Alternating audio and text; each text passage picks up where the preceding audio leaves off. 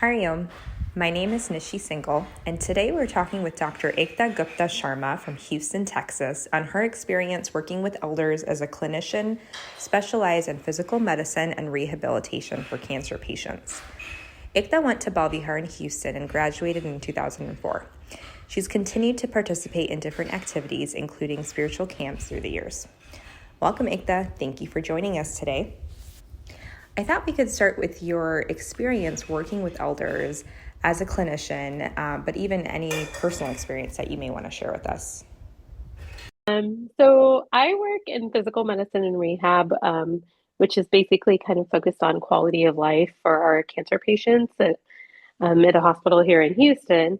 And, cancer tends to be more prevalent in the elderly population. So majority of my patients tend to be over the age of 60, probably closer to 70. But I definitely do see 80s and 90-year-olds. And so it's been an interesting experience. I think for me, it's sometimes a reset. We focus a lot on function, but we also have to think about what is age appropriate function. And it goes both ways, like I'll encourage patients to use a cane or a walker. And sometimes they feel like that's aging them. But when I explain that this is going to help them be more functional, it helps you be more independent, helps you go to the grocery store, do some of your activities of daily living that you need to do on your own. I think they start to realize the benefits of using assistive devices.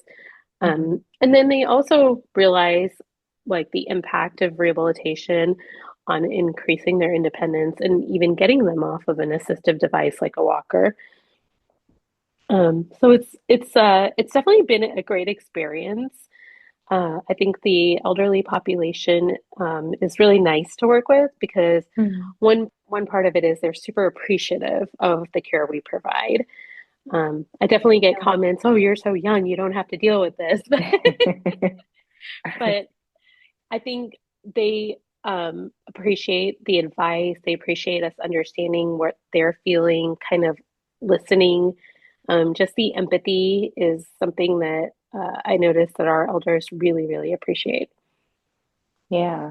Do you ever find so just working in public health, I've, been around like different hospitals and working with different physicians. And I feel like I would always hear, especially from this one emergency medicine doctor I used to work with, that a lot of elders, and actually want to get to that word in a second because, I would love to define it, like not in a dictionary sense, but maybe just your experience of what that word kind of is defined to you. Hmm. But I remember him saying that a lot of patients he would see reoccurring, even though they're on Medicare and they had really great health care and they could go see another doctor, they would come to the emergency room because they were lonely and they just wanted to talk to somebody, and they appreciated the, like, as you were just saying, like the empathy and the compassion and the listening, maybe a little bit more than the actual physical visit. So do you ever find that that's been kind of a desire, like on behalf of your patients, maybe like an unsaid desire from them? Yes, definitely. I think there's definitely a component of loneliness.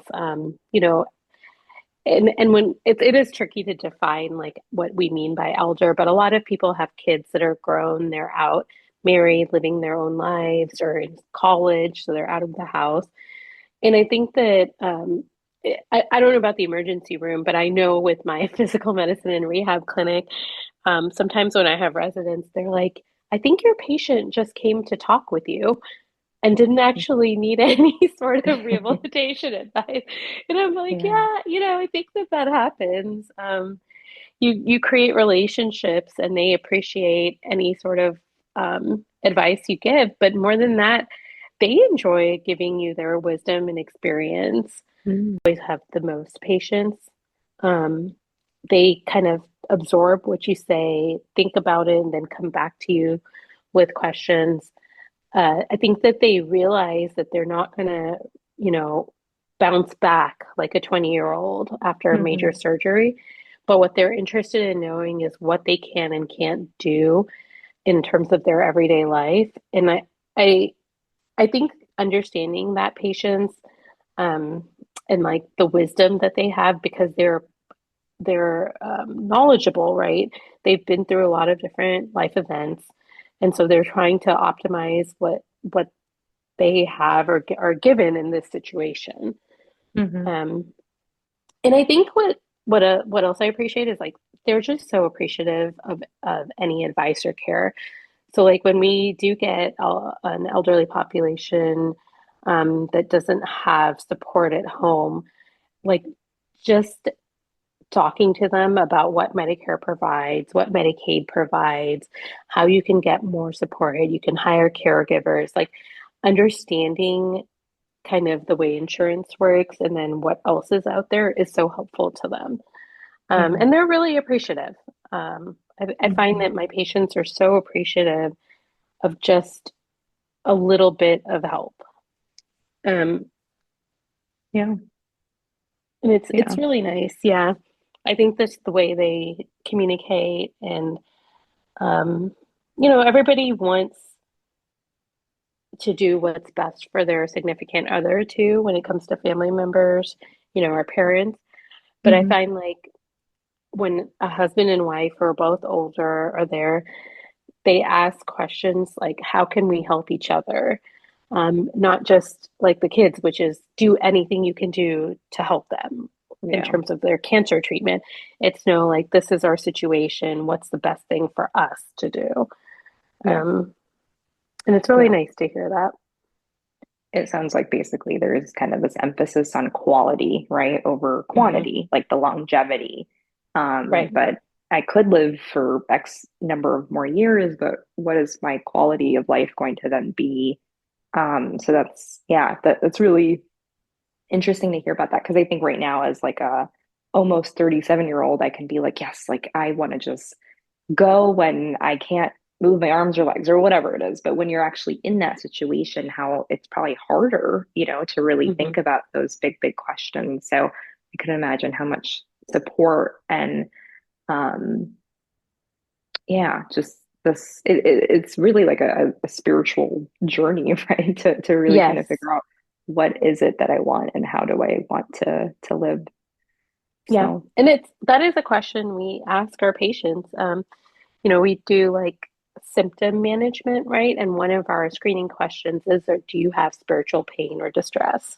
mm, Because it is part of that cancer journey, and kind of understanding what they need is really important in terms of their spiritual journey, and where they're at and how we can support that too. mhm. Yeah. I curious, do you feel like are there any misconceptions you think that generally culture or communities might have about aging that or about our elder population that I don't know, that you somehow like face when you're working with your patients? Yeah, I mean, I think it's tricky. Like we sometimes look at a number, but we have to remember they're also a person, right? Yeah, yeah. Um, and so, it's funny because I'll see like 90-plus-year-olds, in the hospital, and they're asking me about inpatient rehab, and I'm reading through their chart, and I'm like, wow, they're very medically complex. And then I go in the room, and the patient's like, oh, yeah, by the way, I ran a marathon like a couple of weeks ago, and I just want to get back to being able to at least walk the marathon. And I'm like, oh, Oh, wow. okay. you know. And Yeah. so I think you have to look at each person as an individual, and 65 when we were 20 seems like it's a long way away, but Hmm. 65 is really not that old, right? Hmm. Neither is 70. And it depends on your health, your well-being, right? What else is going on? Um, but I want us to like try to honor that age, try to listen to what they're saying, because a lot of these like 70, 80-year-old patients of mine are probably more active than I am. And I Yeah. always want to remember that. You never Hmm. assume that they're not. Like I have patients who are so active, they've they proactively moved into an independent living facility just because they want to remain independent, right? But they know that there are certain things that they can't do on their own, like they don't want to maintain a house, things like that. And so it's a little bit easier for them to have some extra outside support. Yeah. And they are, so happy with their lives. And that's what we want to support. That's what we want to try to help them return to. And so I think it's just looking at the age in a different way or manner and understanding that that is part of it, but it's not everything that defines a person.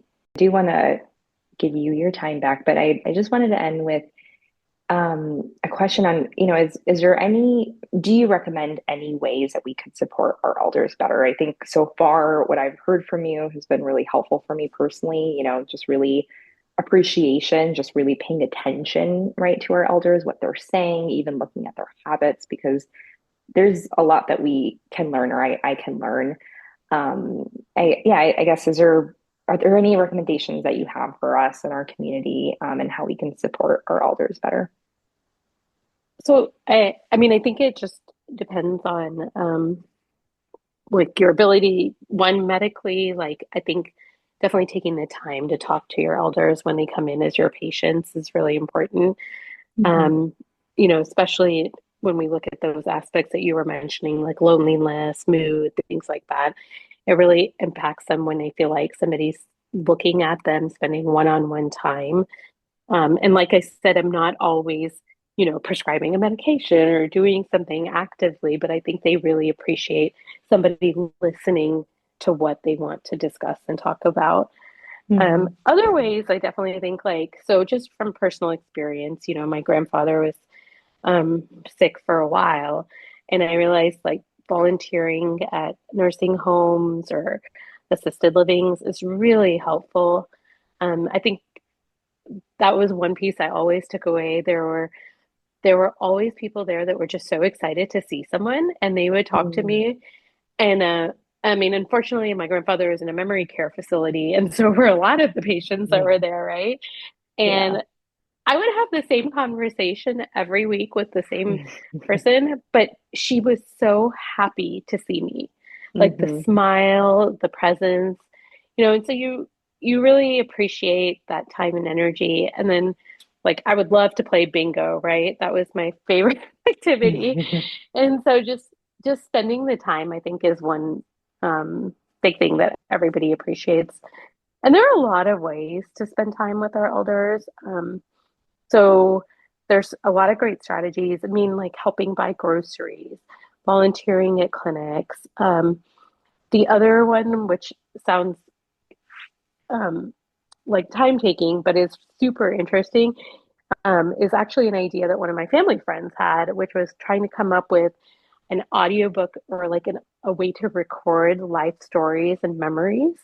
Because it's really nice to look back at some of these moments, and it's pretty interesting what our elderly population has lived through, like the World War, just the times, the events,